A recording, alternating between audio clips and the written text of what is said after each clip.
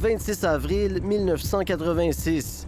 Le réacteur numéro 4 de la centrale nucléaire de Tchernobyl explose et dégage un nuage de particules radioactives qui se propagera ailleurs en Europe.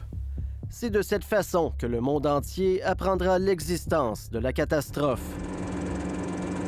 2 jours plus tard, 1 millier de kilomètres plus loin, sur le site d'une centrale nucléaire de Suède, on détecte un taux de radiation anormalement élevé chez un travailleur.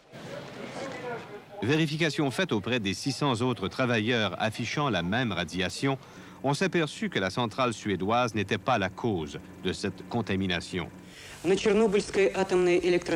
Puis les médias soviétiques mentionnent un accident à la centrale de Tchernobyl, sans donner trop de détails. Voici la première photo de source soviétique à nous parvenir. Une image de la centrale nucléaire accidentée de Tchernobyl. La catastrophe survient lors d'un test de sécurité qui tourne mal.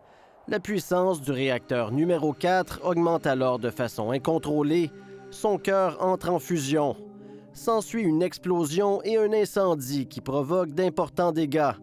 À la source du drame, une série d'erreurs humaines et plusieurs problèmes de conception. Le bâtiment du réacteur était fait en tôle. C'était juste comme un gros garage ou un gros hangar dans lequel il y avait le réacteur. La déflagration et les radiations qui s'échappent feront une quarantaine de morts au total, en majorité des travailleurs de la centrale et des pompiers appelés à intervenir sans protection adéquate. On dénombre aussi des centaines de blessés. Dans les jours et les mois qui suivent, 135 000 personnes qui résident dans les environs seront évacuées. On traverse une zone morte de 30 km. Villages abandonnés, terres en friche. Une zone d'exclusion est établie dans un rayon de 30 km autour de Tchernobyl. Elle sera par la suite agrandie pour s'étendre sur plus de 5 000 km² en Ukraine et au Bélarus. Une zone fortement contaminée. Il y a eu une grosse émission de produits radioactifs. Pas seulement des gaz, mais aussi des poussières radioactives, ce qui a fait que ça s'est étendu et ça s'est envolé un peu partout avec les vents qu'il y avait, et donc ça a contaminé le sol. Une véritable armée de travailleurs sera appelée à décontaminer le site, environ 600 000 au total. Ils doivent se débarrasser des débris radioactifs et construire un sarcophage d'acier et de béton pour recouvrir le réacteur accidenté. Un travail dont on ne mesure pas encore avec précision tous les dangers. Les autorités jurent aux ouvriers que leur santé n'est pas en péril, mais ils sont pourtant payés jusqu'à 5 ou 6 fois plus cher qu'à l'habitude. Je ne crois pas qu'on achète ma santé, je connais bien mon travail. Des villages sont créés de toutes pièces au beau milieu de la campagne ukrainienne pour reloger les évacués. Si certains apprécient cette nouvelle vie dans des maisons toutes neuves, la petite Valentina se sent déracinée, toujours sous le choc. L'atome a explosé, il y a eu une explosion. Et ensuite? Et ensuite, nous sommes arrivés ici. 10 ans après la catastrophe, le sarcophage commence à se fissurer. Pourtant, tout près, 2 autres réacteurs fonctionnent à plein régime, avec 6 000 employés, pour produire l'électricité dont le pays a besoin. Un nouveau sarcophage devra être construit. Les travaux commenceront finalement en 2012. L'arche de Tchernobyl sera mise en fonction 7 ans plus tard. Puis, en février 2025, l'arche est touchée lors d'une attaque de drone menée par la Russie. Heureusement, aucun matériel radioactif ne s'échappe, mais les réparations coûteront 800 millions de dollars. Encore aujourd'hui, le bilan de la catastrophe demeure incertain. Ce sont surtout des enfants et des adolescents qui sont atteints du cancer de la thyroïde. Selon l'Organisation mondiale de la santé, les cancers liés à l'exposition aux radiations pourraient être la cause de 4 000 morts. Mais d'autres estimations sont beaucoup plus élevées, atteignant 100 000 victimes et même plus. Ici Olivier Bachand, Radio-Canada, Montréal. Et nous allons poursuivre la discussion avec Jean-Marc Carpentier, il est physicien et vulgarisateur scientifique. Monsieur Carpentier, bonsoir. Oui, bonsoir. Est-ce qu'une catastrophe comme celle de Tchernobyl est possible en 2026? Je dirais spontanément que non, c'est pas possible parce que les normes d'exploitation des centrales nucléaires sont très différentes maintenant et surtout parce que les constructions des centrales nucléaires sont très différentes aussi. Alors maintenant, on a des bâtiments de confinement extrêmement solides. Qu'on pense à Three Mile Island où il y a eu un accident semblable, mais tout a été confiné à l'intérieur. Il y a aussi au niveau des procédures d'exploitation où on est beaucoup plus rigoureux, je pense, que ce qui s'est passé à ce moment-là. Maintenant, tout est possible, mais de façon générale, c'est pas un truc dont la probabilité est réelle, est importante.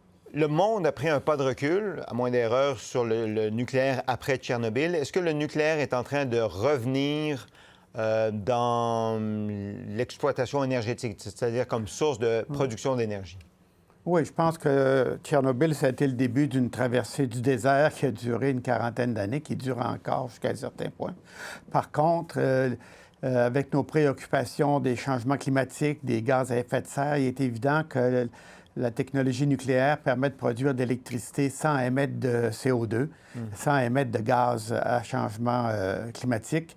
Alors, en ce sens-là, c'est pour ça que beaucoup de gens reviennent vers la technologie nucléaire. Également, on a évolué sur le plan des designs, de la technologie. Maintenant, on va construire des réacteurs plus compacts, des petits réacteurs construits en série et qui font en sorte qu'on peut mettre sur pied des réacteurs beaucoup moins chers, parce qu'en réalité, c'est le coût qui a tué également l'énergie nucléaire. Alors, avec les réacteurs modulaires de petit format, non seulement la sécurité augmente, mais le coût de réalisation diminue également. Alors, pour beaucoup de pays, on voit en Chine, on parle de 200, je ne sais pas si c'est réaliste, 200 projets de réacteurs nucléaires. Un peu partout dans le monde, il y en a, même dans les provinces de l'Ouest canadiennes.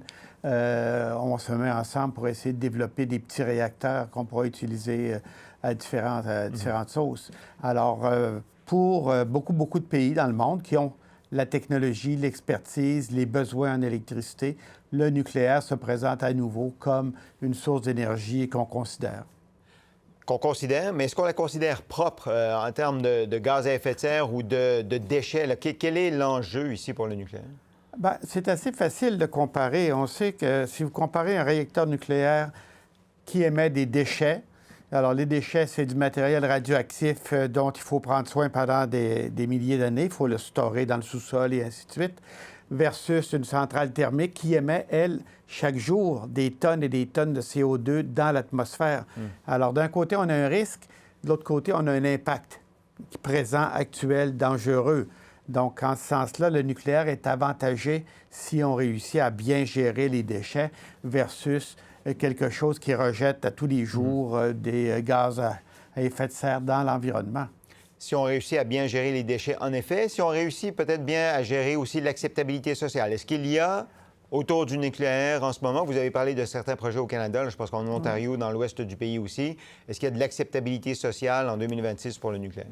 Bien, ça va ensemble un peu quand on réussit à démontrer, à circonscrire comme il faut les risques, à les décrire, à les comprendre, à les expliquer, bien, l'acceptabilité sociale devient plus facile à obtenir. C'est quand on est avec des choses nébuleuses, un peu comme en URSS à l'époque, la confiance des gens n'est pas là.